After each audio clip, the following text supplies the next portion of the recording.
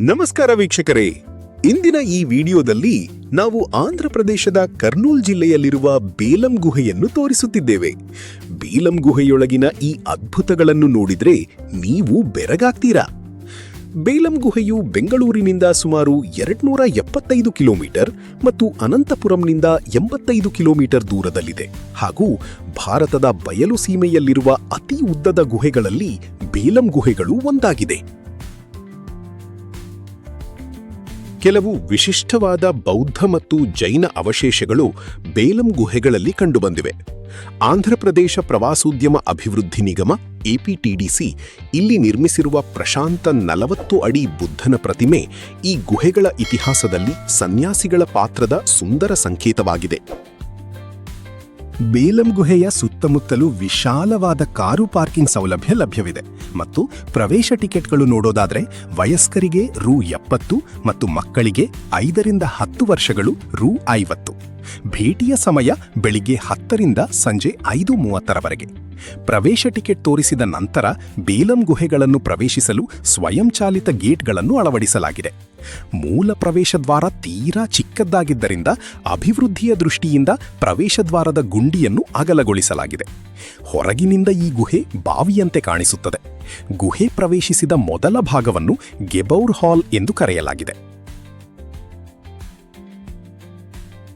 ಈ ಗುಹೆಗಳು ಈಗ ಆಂಧ್ರಪ್ರದೇಶ ಪ್ರವಾಸೋದ್ಯಮ ಇಲಾಖೆಯೇ ನಿರ್ವಹಿಸುತ್ತಿದ್ದು, ಗುಹೆಯ ಒಳಭಾಗದಲ್ಲಿ ಸುಮಾರು 2 ಕಿಲೋಮೀಟರ್ ನಡೆದಾಡಲು ದಾರಿಯನ್ನು ಮಾಡಿದ್ದು ಮತ್ತು ಗುಹೆಗೆ ಗಾಳಿಗುಂಡಿಗಳನ್ನು ನಿರ್ಮಿಸಿದ್ದು ಹಾಗೂ ಮೆದು ದೀಪಗಳನ್ನು ಅಳವಡಿಸಿದೆ. ಬೇಲಂ ಗುಹೆಯನ್ನು ಸಂಸ್ಕೃತದಲ್ಲಿ ಬಿಲಂ ರಂಧ್ರ ಎಂಡು ಮತ್ತು ತೆಲುಗು ಭಾಷೆಯಲ್ಲಿ ಬೆಲ್ಲಂ ಗುಹಾಲು ಎಂದು ಕರೆಯುತ್ತಾರೆ. ಈ ಗುಹೆ ಸುಮಾರು 3229 ಮೀಟರ್ ಉದ್ದವಿರುವುದರಿಂದ ಭಾರತದ 2ನೇ ಅತೀ ಉದ್ದದ ಗುಹೆ ಎಂಬ ಹೆಗ್ಗಳಿಕೆಗೆ ಪಾತ್ರವಾಗಿದೆ.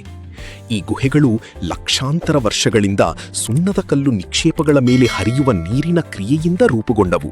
ಸ್ಟಾಲಾಕ್ಟೈಟ್ಗಳು, ಸ್ಟಾಲಗ್ಮೈಟ್ಗಳು, ಸೈಫನ್ಗಳು, ಸಿಂಕ್ ರಂಧ್ರಗಳು ಮತ್ತು ನೀರಿನ ಗ್ಯಾಲರಿಗಳನ್ನು ಹೊಂದಿದೆ.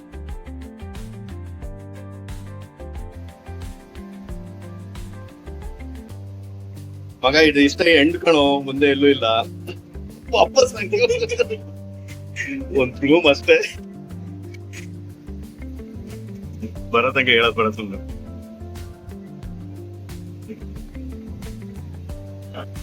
ಇದಿಷ್ಟೇ ಮಗ, ಏನು ಇಲ್ಲ ಇಲ್ಲಿ. ಮನೆ ಮನೆ ಜೈ ಮಕ್ಕಳಮ್ಮ ಅಷ್ಟೇ.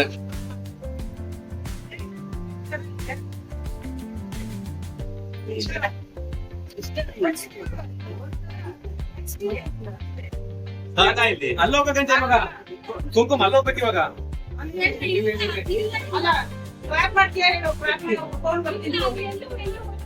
ಅದೇ ಹೋಗೋಗಿಲ್ಲ ಇಲ್ಲೆಲ್ಲ ಮನೆ ನಿಧಾನ ಆಗ್ಲಕ್ಕೆ ಉಲ್ಟೆ ಓಪನ್ ಆಗ್ಬಿಡುತ್ತೆ. ಅಡ್ಡಿ ವಾಕು ನೀವ ಹಳ್ಳು ಹಳ್ಳು ವಾಕ ವಾಕ ವಾಕ ವಾಕ ದಾನ ಬಸ್ಕೊ ಹೋಗ್ತಾರೆ.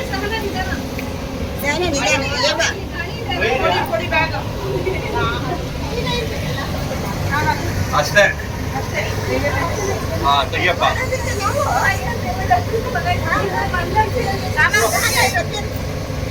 ಎಲ್ಲ ಸಾಧಿಸಿದ ವೀರರು.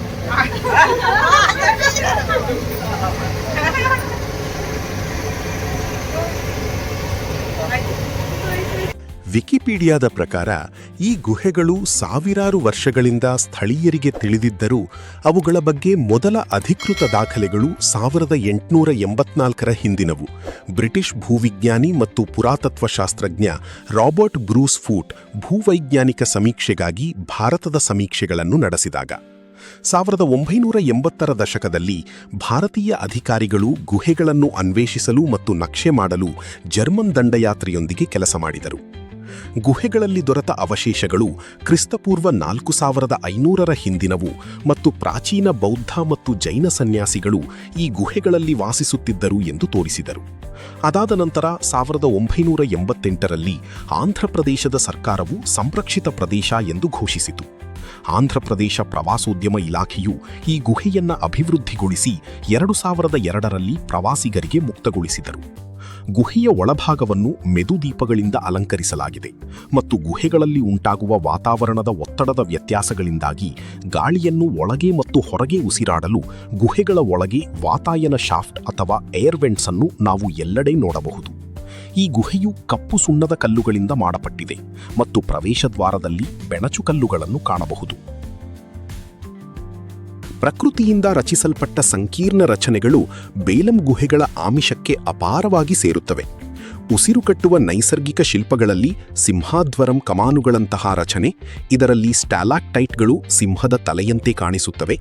ಕೋಟಲಿಂಗಲು ಚೇಂಬರ್ ಲಿಂಗಗಳಿಗೆ ಹೋಲುವ ಸಾವಿರಾರು ಸ್ಟಾಲಾಕ್ಟೈಟ್ ರಚನೆಗಳೊಂದಿಗೆ, ಬೂಡಾಲಮರಿ ಸ್ಟಾಲಾಕ್ಟೈಟ್ ರಚನೆಯಂತಹ ಆಲದ ಮರ ಮತ್ತು 1000 ಹೆಡೆಗಳು, ಸಾವಿರಾರು ಕೋಬ್ರಾಗಳ ಹೆಡೆಗಳ ಆಕಾರದಲ್ಲಿರುವ ಸ್ಟಾಲಾಕ್ಟೈಟ್ ರಚನೆಗಳು.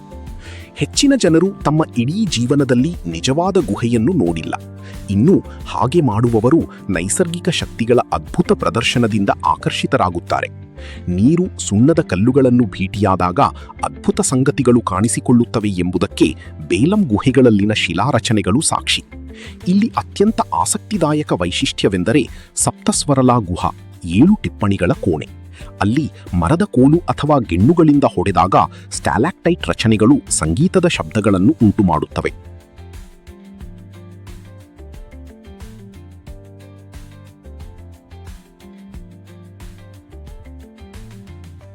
ಸಬ್ಟೆರೇನಿಯನ್ ನೀರಿನ ಚಲನೆಯು ನಿಮ್ಮನ್ನು ಖಂಡಿತವಾಗಿಯೂ ಬೆರಗುಗೊಳಿಸುತ್ತದೆ. ಸಿಂಕ್ ಹೋಲ್ಗಳನ್ನು ಒಳಗೊಂಡಿರುವ ಬೇಲಂ ಗುಹೆಗಳಲ್ಲಿ ಒಂದು ಅನುಕರಣೀಯ ಕಾರ್ಸ್ಟಿಕ್ ಭೂದೃಶ್ಯವನ್ನು ಭೂಗತ ಒಳಚರಂಡಿ ವ್ಯವಸ್ಥೆಯಿಂದ ಕೆತ್ತಿದ ಸುಣ್ಣದ ಭೂದೃಶ್ಯ ಸೃಷ್ಟಿಸಿದೆ. ನಾಟಕೀಯ ಭೌಗೋಳಿಕ ಲಕ್ಷಣ. ಬೇಲಂನಲ್ಲಿರುವ ಸಿಂಕ್ ಹೋಲ್ಗಳು, ಕುಸಿದ ಬೌಲಾಕಾರದ ಲಕ್ಷಣಗಳು ಒಂದು ಸುಂದರವಾದ ಚಮತ್ಕಾರ. ಡಾರ್ಕ್ ಮತ್ತು ನಿಗೂಢವಾದ ಬೇಲಂ ಗುಹೆಗಳ ಒಳಗೆ ಆಳವಾದ ಒಂದು ದೀರ್ಘಕಾಲಿಕ ಭೂಗತ ಹೊಳೆಯಾಗಿದ್ದು, ಇದು ಗುಹೆಗಳಲ್ಲಿನ ಅತ್ಯಂತ ಕಡಿಮೆ ಹಂತದಲ್ಲಿ, ನೆಲಮಟ್ಟದಿಂದ 150 ಅಡಿಗಂಟ ಕಡಿಮೆ, ನೈಸರ್ಗಿಕ ಜಲಪಾತವನ್ನು ರೂಪಿಸುತ್ತದೆ. ಪಾತಾಲ್ಗಂಗಾ ಎಂದು ಕರೆಯಲ್ಪಡುವ ಈ ನಿಗೂಢ ಪ್ರವಾಹವು ಭೂಮಿಯ ಆಳಕ್ಕೆ ಕಣ್ಮರೆಯಾಗುವ ಮೊದಲು ಒಂದು ಹಂತದಲ್ಲಿ ಜಾರುಬಂಡೆಗಳ ಮೇಲೆ ಹರಿಯುತ್ತದೆ. ಪ್ರಾಚೀನ ಕಾಲದಲ್ಲಿ ಗುಹೆಗಳು ಸನ್ಯಾಸಿಗಳಲ್ಲಿ ಅತ್ಯಂತ ಜನಪ್ರಿಯವಾಗಿದ್ದವು, ಏಕೆಂದರೆ ಧ್ಯಾನ ವಾಸಸ್ಥಾನಗಳು ಮತ್ತು ಬೇಲಂ ಗುಹೆಗಳು ಭಿನ್ನವಾಗಿರಲಿಲ್ಲ. ಶತಮಾನಗಳ ಹಿಂದೆ ಜೈನ ಮತ್ತು ಬೌದ್ಧ ಭಿಕ್ಷುಗಳು ಈ ಗುಹೆಗಳ ಚಕ್ರವ್ಯೂಹದಲ್ಲಿ ಧ್ಯಾನ ಮಾಡಿದ್ದರು. ಅವರುಗಳು ಬಳಸಿದ ವಸ್ತುಗಳ ಅವಶೇಷಗಳನ್ನು ಪತ್ತೆಹಚ್ಚಲಾಗಿತ್ತು. ಅವುಗಳನ್ನು ಈಗ ಹತ್ತಿರದ ಅನಂತಪುರದ ಮ್ಯೂಸಿಯಂನಲ್ಲಿ ಪ್ರದರ್ಶನಕ್ಕಿಡಲಾಗಿದೆ. ಬೇಲಂ ಗುಹೆಗಳ ಅತ್ಯಂತ ಆಳವಾದ ಮತ್ತು ರಹಸ್ಯಮಯ ಭಾಗವೇ ಪಾತಾಳಗಂಗೆ. ಇದು ಪ್ರವಾಸಿಗರನ್ನು ಮತ್ತು ವಿಜ್ಞಾನಿಗಳನ್ನು ಬಹುವಾಗಿ ಆಕರ್ಷಿಸುವ ಒಂದು ಪ್ರಮುಖ ನೈಸರ್ಗಿಕ ವಿಸ್ಮಯವಾಗಿದೆ. ಪಾತಾಳಗಂಗೆಯು ಬೇಲಂ ಗುಹೆಯ ಪ್ರವೇಶದ್ವಾರದಿಂದ ಸುಮಾರು 150 ಅಡಿ 46 ಮೀಟರ್ ಆಳದಲ್ಲಿದ್ದು, ಈ ಗುಹಾವ್ಯೂಹದ ಅತ್ಯಂತ ಆಳವಾದ ಬಿಂದುವಾಗಿದೆ. ಇಲ್ಲಿ ವರ್ಷದ 365 ದಿನವೂ ಬತ್ತದ ಒಂದು ಸಣ್ಣ ಭೂಗತ ಜಲಧಾರೆ ಪೆರೆನ್ನಿಯಲ್ ಸ್ಟ್ರೀಮ್ ಹರಿಯುತ್ತದೆ.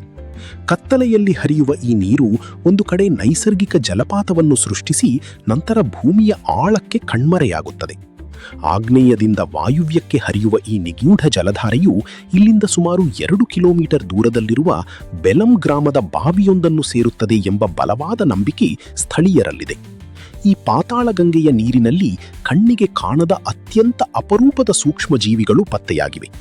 ಈ ಗುಹೆಯನ್ನು ಸಂಪೂರ್ಣವಾಗಿ ನಕ್ಷೆ ಮಾಡಿದ ಜರ್ಮನ್ ವಿಜ್ಞಾನಿ ಹೆರ್ಬರ್ಟ್ ಡೇನಿಯಲ್ ಗಿಬೋರ್ ಅವರ ಗೌರವಾರ್ಥವಾಗಿ ಇಲ್ಲಿನ ಒಂದು ವಿಶಿಷ್ಟ ಜೀವಿಗೆ ಆಂಥ್ರಕೋಯಿಡ್ಸ್ ಗಿಬೋರಿ ಎಂದು ಹೆಸರಿಸಲಾಗಿದೆ. ಪಾತಾಳಗಂಗೆಯನ್ನು ತಲುಪಲು ಕಿರಿದಾದ ಕಡಿದಾದ ಮೆಟ್ಟಿಲುಗಳ ಮೂಲಕ ಕೆಳಗೆ ಇಳಿಯಬೇಕಾಗುತ್ತದೆ. ಗುಹೆಯ ಈ ಆಳದ ಭಾಗದಲ್ಲಿ ತೇವಾಂಶ ಹ್ಯುಮಿಡಿಟಿ ಹೆಚ್ಚಿರುತ್ತದೆ ಮತ್ತು ಗಾಳಿಯ ಸಂಚಾರ ಕಡಿಮೆ ಇರುವುದರಿಂದ ಉಸಿರಾಟದ ತೊಂದರೆ ಇರುವವರು, ವೃದ್ಧರು ಮತ್ತು ಸಣ್ಣ ಮಕ್ಕಳನ್ನು ಇಲ್ಲಿಗೆ ಕರೆದೊಯ್ಯದಿರುವುದು ಉತ್ತಮ.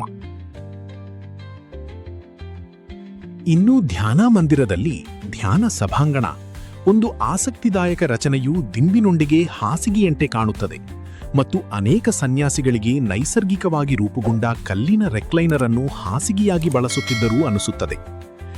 ಬೇಲಂ ಗುಹೆಯ ಪ್ರಮುಖ ವಿಭಾಗಗಳು. ಎ. ಪಿಲಿದ್ವಾರಂ. ಪಿಲಿದ್ವಾರಂ ಎಂದರೆ ಬೆಕ್ಕಿನ ಕಿಂಡಿ ಎಂದರ್ಥ. ಗುಹೆಯ ಮೇಲ್ಭಾಗ ಸಿಂಹದ ತಲೆಯಂತಿದ್ದು ಇದನ್ನು ಪಿಲಿದ್ವಾರಂ ಎನ್ನುತ್ತಾರೆ. ಬಿ. ಕೋಟಿಲಿಂಗುಲ ಕೋಣೆ. ಇಲ್ಲಿ ಶಿವಲಿಂಗದಂತಹ ಆಕಾರವಿದ್ದು ಇಲ್ಲೇ ಇದೇ ರೀತಿಯ ಹಲವಾರು ರೂಪಗಳನ್ನು ಕಾಣಬಹುದು. ಸಿ. ಪಾತಾಳಗಂಗೆ. ಇದು ಒಂದು ಸಣ್ಣ ಅಂತರ್ಜಲ. ಇದೇ ತೊರೆ ಬೆಲ್ಲಂ ಗ್ರಾಮದಲ್ಲಿನ ಬಾವಿಗೆ ಹರಿಯುತ್ತದೆಂಬ ನಂಬಿಕೆಯಿದೆ. ಡಿ. ಸಪ್ತಸ್ವರಾಲ ಗುಹಾ. 7 ಸ್ವರಗಳ ಗುಹೆ ಎಂದರ್ಥ. ನೈಸರ್ಗಿಕವಾಗಿ ಮಾರ್ಪಟ್ಟಿರುವ ಈ ಗುಹೆಯಲ್ಲಿ ಮರದ ತುಂಡಿನಿಂದ ಹೊಡೆದರೆ ಸಂಗೀತದ 7 ಸ್ವರಗಳು ಕೇಳುತ್ತವೆ. 2006ರ ತನಕ ಈ ವಿಭಾಗವು ಸಾರ್ವಜನಿಕರಿಗೆ ಮುಕ್ತವಾಗಿತ್ತು. ಆದರೆ ಈಗ ಈ ಭಾಗಕ್ಕೆ ಪ್ರವೇಶವನ್ನು ನಿರ್ಬಂಧಿಸಲಾಗಿದೆ. ಈ ಧ್ಯಾನ ಮಂದಿರ. ಪ್ರವೇಶದ್ವಾರದ ಬಳಿಯೇ ಇರುವ ಈ ಭಾಗವು ನೋಡಲು ಹಾಸಿಗೆ ಹಾಗೂ ದಿಂಬಿನ ಆಕಾರವನ್ನು ಹೋಲುತ್ತದೆ. ಇಲ್ಲಿನ ಸ್ಥಳೀಯರ ಪ್ರಕಾರ ಇದೇ ಧ್ಯಾನ ಮಂದಿರದಲ್ಲಿ ಹಲವಾರು ಸಾಧುಗಳು ವಾಸವಾಗಿದ್ದರೆಂದು ಹೇಳುತ್ತಾರೆ. ಹಲವಾರು ಬೌದ್ಧ ಸ್ತೂಪಗಳು ಇಲ್ಲಿ ದೊರೆತಿವೆ.